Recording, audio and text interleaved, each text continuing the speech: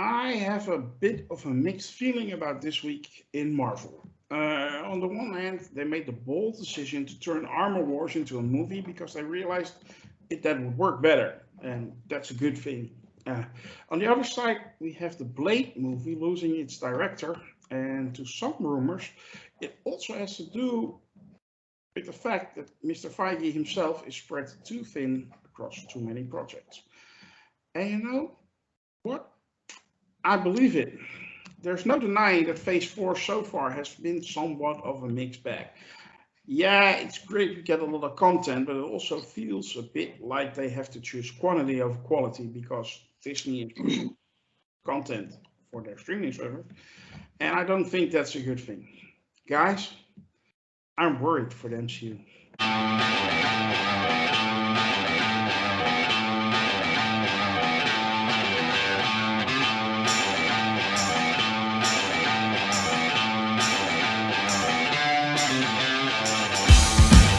Hello and welcome to the review of Champions. It's time to talk about She-Hulk Attorney at Law, Episode 7, The Retreat. With me are voice only Lokismom. Hi there, everyone. And Taylor, he's also here. How are you doing? Hey. And last but certainly not least, there's Merv. Hello. Amen. Long time no see. Before we start, I'd like to ask you all to hit that like and subscribe button and maybe join our forum on Sakar, sakar.freeforums.net. It's a nice little community full of nice fans. We would love it if you sign up and join our conversation. You can be on the show as well if you want to. We're going to talk spoilers, so if you haven't seen the episode yet, go check it out first and then come back to the video. Merv, I'm going to start with you this week. Manbull, El Aquila, Porcupine. We're really starting to scrape the bottom of the barrel here, aren't we? I mean, that's not. Do these characters deserve to be on live action? For a She-Hulk show, yes, because if they mishandle the adaptation, nobody will care, because otherwise you would never see Manbull or El Aguila in anything. So yeah, but that wasn't true for the Wrecking Crew. I mean, Marvel got accused of whitewashing somebody nobody knew that were in the comics until they showed up in episode 3, I think, of She-Hulk.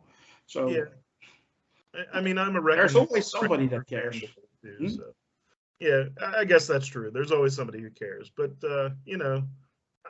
I'm perfectly fine if they use these, D-list villains or characters to fill in a superhero support group. I think that's fine. Okay. What do you think of this week's episode? I thought it was good. I didn't really care for how it started, with the ghosting and the constant staring at her phone. On my initial viewing of the episode, that felt like a significant portion of the episode. It just felt like it was constantly Jen staring at her phone. But once they got to the retreat and introduced, obviously, that collection of random characters, there was a lot of laughs there. There was a lot of fun, quirky one-liners, and just, it was actually kind of heartfelt for Jen. And dealing with her She-Hulk, kind of She-Hulk stealing her spotlight kind of situation. It was a nice, like, introspective moment for her, I thought, and it wound up taking like this really weird, kind of quirky idea and making it feel emotional a little bit. I really liked it. When all said and done. Okay. Well, Taylor, do you believe that electric fence story that Emil Blonsky was selling to his parole officer?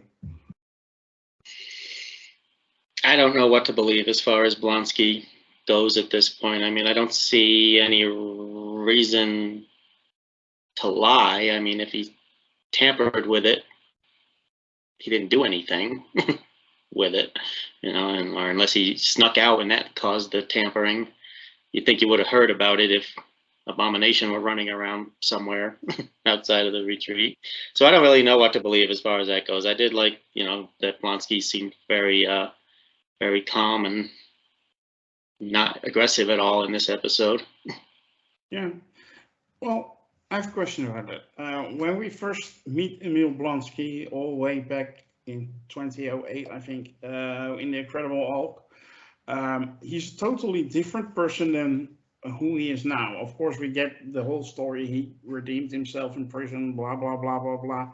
But do we actually like where he's going? He's now a little bit of a, well, how to put this nicely? He's floating instead of being a down-to-earth soldier. He's now floating up in the air and seeing rainbows and stuff. Do we like that happened to Blonsky or not? I mean, not really, but I understand they're doing it for the show, and who knows? Before the show's over, he might change back, or you might show that he was faking it the whole time. But even if he's not faking it, if the MCU has a story that they want to put him in, they can write a reason for him to go back to being evil, or something happened to him to cause him to go back to being a uncontrollable abomination monster, or to have some sort of anger towards some hero. They can always make that happen if they want to later on. Like I said, I don't really care for it the way it is right now, but it's this is supposed to be a comedy show, and it's working for the most part. Yeah, you can't have like a soldier running around wanting to kill people. What do you think of this week's episode? The episode itself was okay. It was fine. There was some humorous parts to it.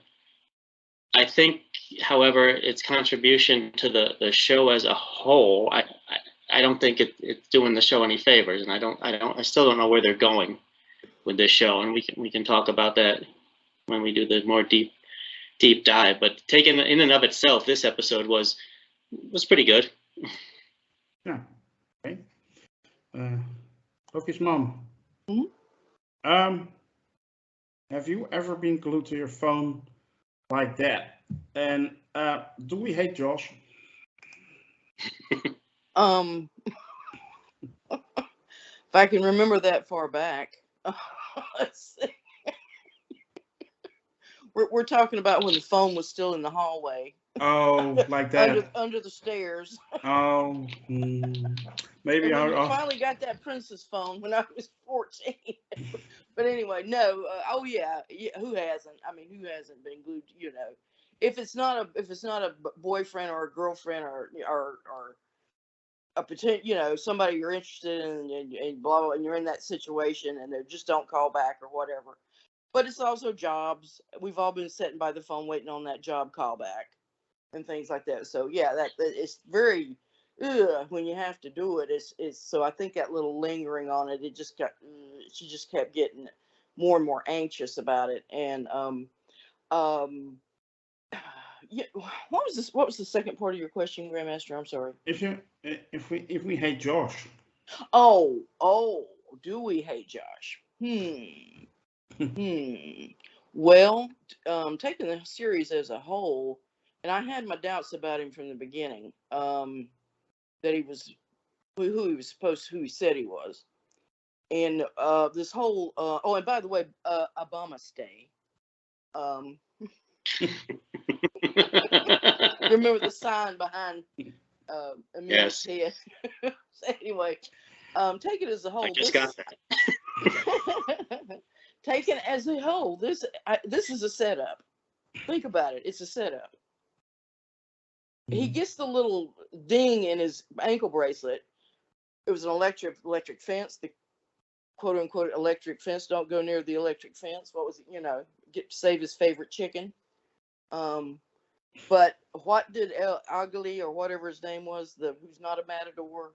He has electric powers.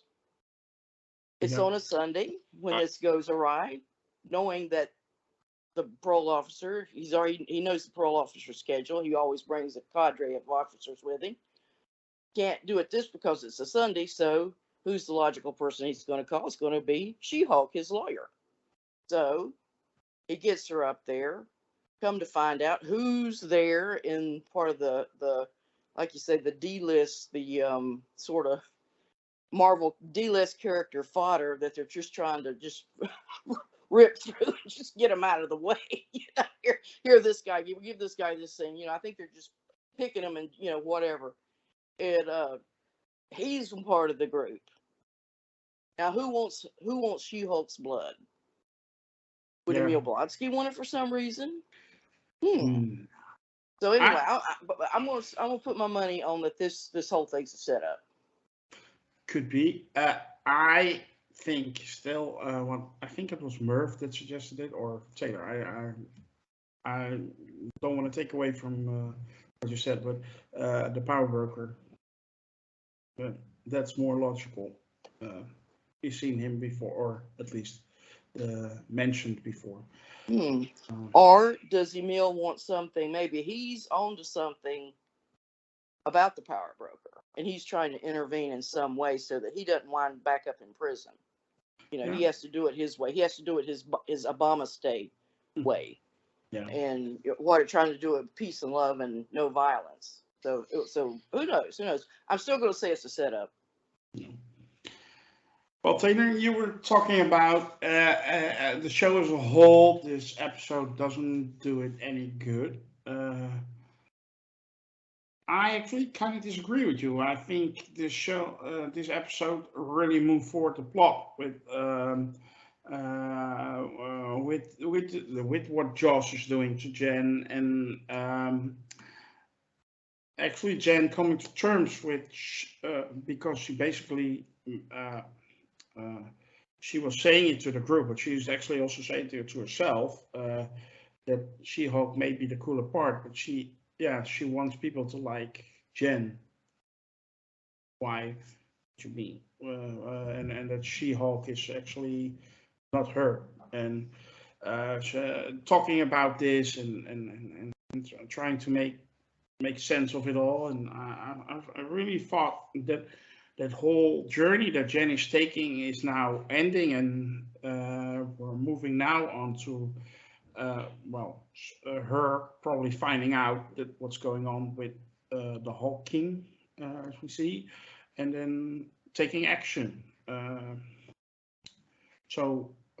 I do think this was a very important episode in the overall arcing story. What's your view on it? And were there also positive things that you took away from this episode as well? Yeah, I agree that the part with Josh and the relationship there, and I'm glad they carried it over from the previous episode, and of course finding out that he is working for the Hulk King. That was all good, and I also like Loki's mom's theory about it being a setup. I think that's pretty insightful and may very well be true. I hadn't thought of it. I'm not quite sure what the purpose of getting her up there was, unless it was to get her out of her apartment for a while and there was something else going on back there. I don't know, but it is a very strong theory. Other good stuff. I mean, I like that they're bringing in these obscure characters, because Marvel Comics has such a rich history and such a huge pantheon of so many strange and wacky characters, and you're never going to get another chance to use these characters. So I think it's great that they put them in there.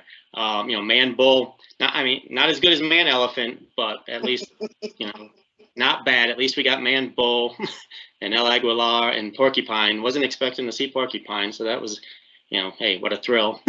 He saw Porcupine. And a guy who thinks he's a vampire. So I don't know. Maybe that's leading to Blade. Could be. He actually was not wrong, by the way, in group session. He said to Jen. Yes, he was exactly right. He wanted your blood. Right. And that brings me to another point. Did he take her blood? We didn't actually, when they did the flashback to 3 days earlier, we didn't see him actually take any blood from her. But at the end, if he did, he would have had to drug her or something. I mean, she would have woken up. Well, that's possible, but at the end, at the very end, where he's texting and he does the emojis, He does a syringe, a green vial, and Yes. and something like that. So I'm assuming Yes. that's what. Yes, that's his. Right, and I Confirmation. assume so, but I'm just wondering, did he drug her to get the blood? Because obviously she would have woken up. So I hope we find out how, if he did in fact take blood at that point, I hope they show us how. Which brings me to a previous point, because I had been thinking about this before, actually. Remember that tag scene they showed us with the larger needle? Well, it occurred to me, she's a Hulk. The knife won't pierce her skin. Bullets won't pierce her skin. A bigger needle's not going to pierce her skin. Okay? Unless No. it's So made they of really need to Wakandan come up with steel. something better than a bigger needle. Okay. No, it'd be vibranium. It's made from vibranium. Maybe they have a vibranium needle. That would be possible. But apparently, maybe they figured out a way, and Josh was the secret to getting her blood or something. But as far as the episode itself, so many things. Is there any place in California where you can't get a cell signal, for crying out loud? It's so lazy. She's walking around for hours looking for a bar on her phone. That's one. Number two, a comical support group. Wow, how creative. Never seen that before. Maybe next week they'll do something equally creative and have a pie fight in the episode. Okay. Now, there's nothing wrong with doing stuff that's been done before. Okay, there's very little that hasn't been done before. Okay, there's nothing wrong with doing stuff that's been done. But if you're gonna do it and you're the frickin' MCU, you better do it really, really good. And to me, this was really, really average. There was a little bit of humor. The characters, they were acting kind of out of character, and okay, maybe they've changed because they've been in the group and stuff. Okay, fine. Like I said, there was a little bit of humor. Okay, if you're gonna do that, though, I think they could have done more and done better with, and done more with those characters. Jen, we're 7 episodes into a 9-episode season, and she's still finding herself. Christ, I wish she'd found herself in episode 3, so we could have moved on to something else at this point. Holy crap. Hopefully now, after that, she's been hurting for a yurtin', that she finally has found herself. And in the last 2 episodes, we'll get on to something more substantial. And we still haven't seen the clothes that the guy made for her 2 episodes ago. Oh boy. And oh boy. It's She-Hulk Attorney at Law. We're now 3 episodes in a row where she has done absolutely nothing related to being an attorney. Okay. May not be that important. But again, if the stuff she was doing were better, I wouldn't notice these things as much. But again, the episode itself, I love seeing those characters. There was some humor to it. Her acting was great, and her, her realization, or her response to the therapy, if you want to call it that, was good. Emil Blonsky is always good. The actor is awesome, and the way he plays the character is fantastic. So that was all good. And I have a strong feeling. I usually don't watch the previews and stuff, but I did see one that I guess was supposed to be a preview of this episode, but there was nothing in it that was in this episode. There's a bunch of stuff that we haven't seen yet, so it's got to come later. And it looks pretty interesting. So I'm hoping the last 2 episodes are really going to kick this up a notch. She's going to find out about Hulk King and somebody being after her and something going on, and she's going to have to take some action. And I hope we see a lot of Daredevil as well, even though, I don't feel she has to team up with anybody, but since they have been teasing this guy a lot for this, I hope he does something substantial in the last 2 episodes. So that's where I'm at. Well, I'm actually at the opposite side of that coin. I hope he doesn't show up at all. But I just want to drink those salty tears online from a lot of, well, let's just say, fans that are watching the show not for She-Hulk but for the other guy, and and therefore trashing this show. I actually hope they don't get what they want. But anyway, Lokismom, did you find anything specifically negative or positive about this episode? Well, I didn't see any real negatives. I mean, the positives I don't think were all that great. Nothing to write home about. But yeah, going back to my theory, which when you stop and think about it, keep going back now. She's getting ready to leave, and all of a sudden her car is smashed by Man Bull and El Aguilar, whatever his name is, and so now she has to spend all that time there. So I'm just keep saying it's just it's just falling into place, all the setup ideas. Why Emil wants her there and why he's doing this, I don't know. Maybe he's not the villain, and maybe he's the anti-villain, and so yeah. It really can't take away too many negatives about it. I think we sort of see Jen a little bit more. She's starting to perk up. I think that those 3 days with Hot Josh was good for her. She at least for a little spell, she was able to relax and not worry and not be thinking about She-Hulk all the time and or being annoyed with it. We didn't get to see any of her. We just saw a little bit of her assistant there at the very beginning, so we didn't see any subplot. We were just pretty much concentrated the whole episode on this narrative.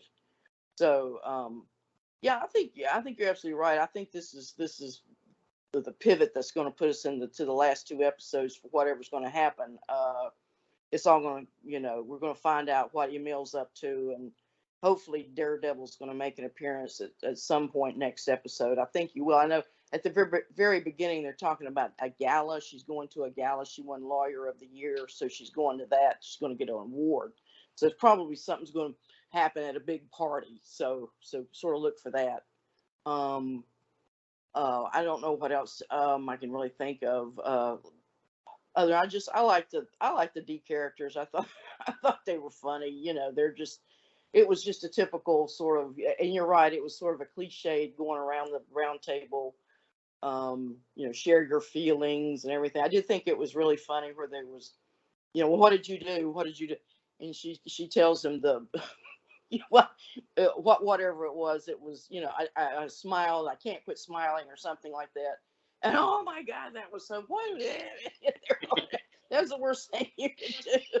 Well, none of these guys are chick magnets. What would they know about it?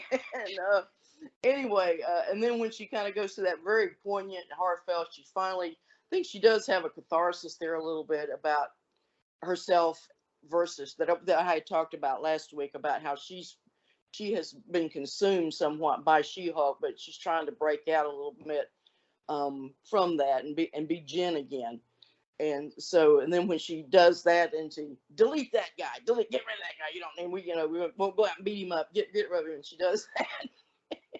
And I just thought that was real funny. It was kind of like a bonding thing for them. So hopefully they're good guys, and their sinister motives are in her best interest. And yeah, hopefully Daredevil will show up and pretty soon. Okay, Merv, before I move to you, I go to Taylor first for a quick follow-up. Yeah, I agree with Loki's mom. And I'm wondering now if that, I wouldn't take advice from Porcupine either, but I wonder if deleting his number was part of the plan too. I don't know if there would be a reason for that because, the number is still on the phone, but remember, they also showed him copying her phone. So I don't know if deleting his number may have some role in the master plan of whoever is in charge of this thing, Hulk King, whoever that is, whether it's the leader or power broker or whoever.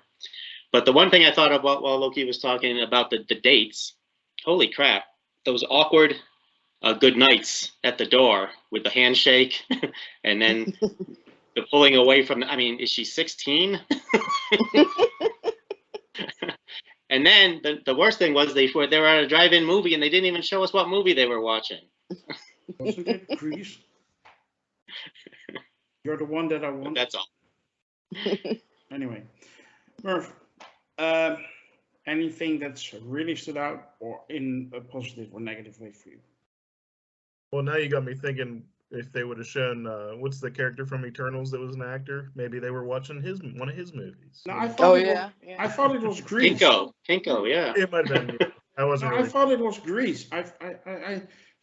Oh, was it? I couldn't hear it. I thought I heard Olivia Newton-John saying, "You're the one that I want," or something like that. Okay, that makes Oh, sense. really? Maybe. I didn't hear it.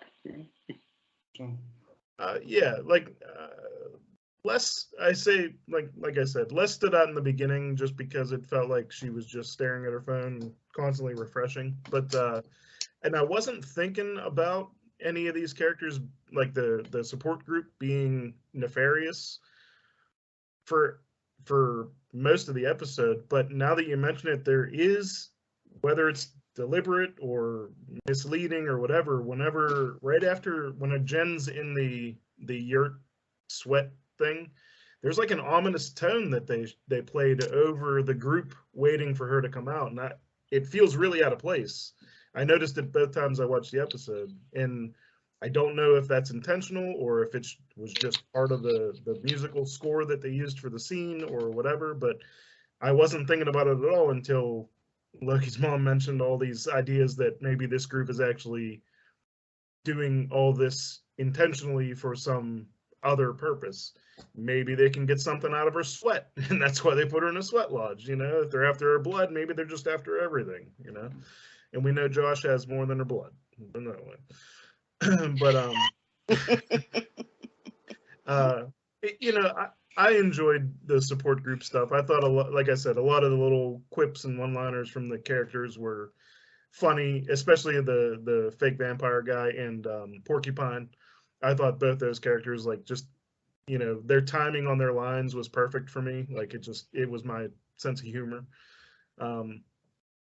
There wasn't much else to take from it, honestly, other than, it was just a fun little outing for a day. In the greater scheme of the show, I kind of agree, like, these little things showing the intelligentsia would have been really good, like, early on, but now it's like, when there's only 2 episodes left, like, it's got to be a pretty impressive reveal at this point to put all these ducks in a row to actually make sense, and I hope there's something mind-blowing at the end of this tunnel that is like, oh, I should have seen this, but as of right now, I'm not really seeing, like, the paving stones leading to this being like a crazy revelation, but I'm still entertained by it in an episodic way.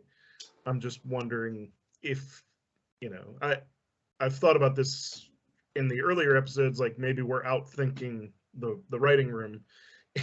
And I hate to keep doing that, but it's just like you want to expect them to have the forethought to put these little hints in and lead you down the trail that they're going to wind up at.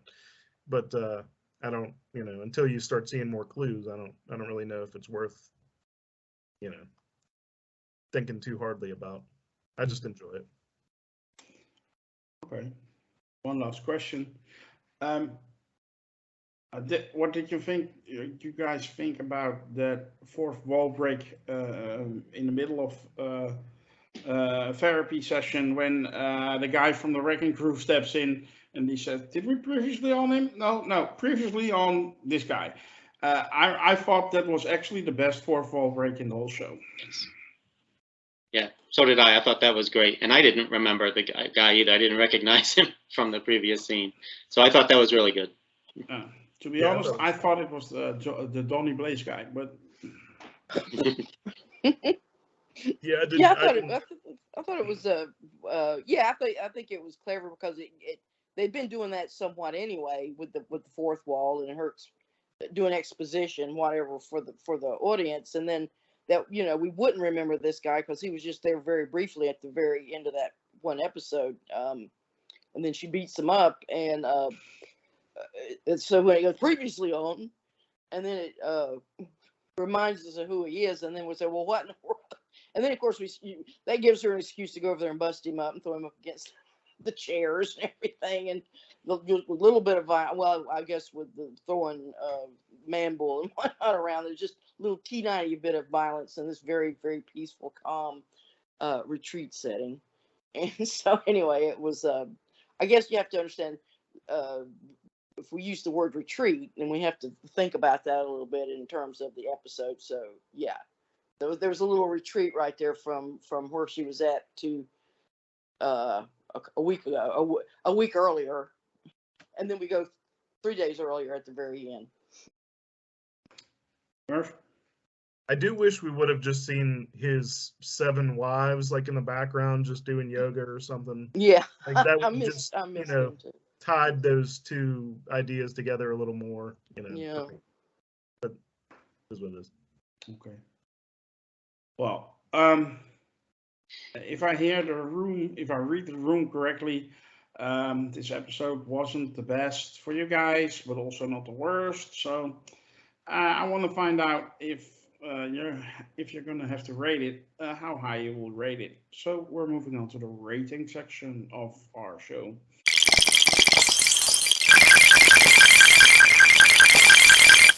Taylor, give it to me.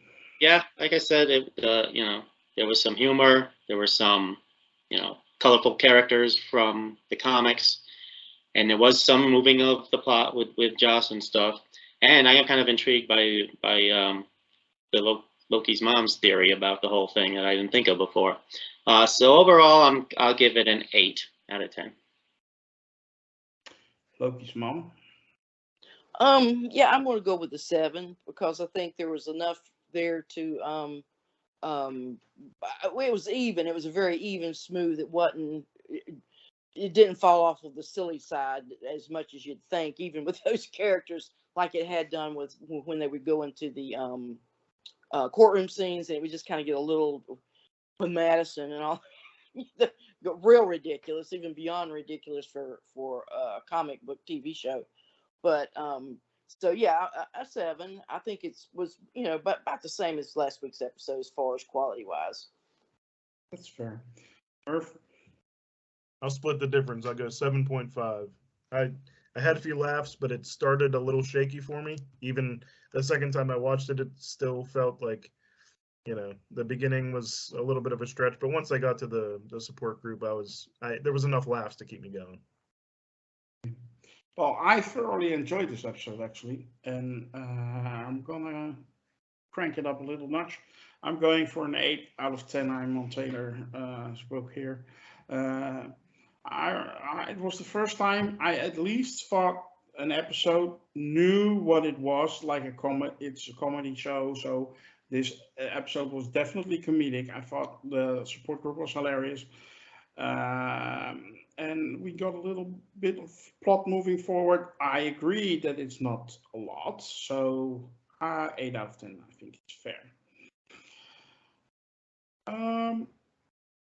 That will conclude our review for episode 7 of She-Hulk Attorney at Law, The Retreat. Before we finish, I would like to ask you to hit that subscribe button and notification bell on YouTube. Follow us on Twitter, like our Facebook page, join the forum on Sakar. That way you will never miss us, and we won't have to miss you. Bye.